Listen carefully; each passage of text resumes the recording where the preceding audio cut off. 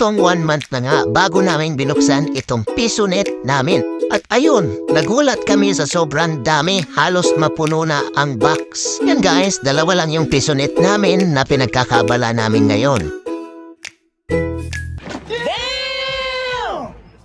Kailangan lang naming bilangin para updated kami sa mga inventories. Yan, nagsimula lang kami sa 2.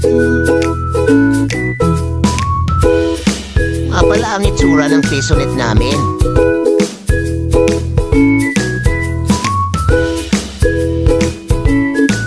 At bibilangin na natin. Ayan, napakaraming laman.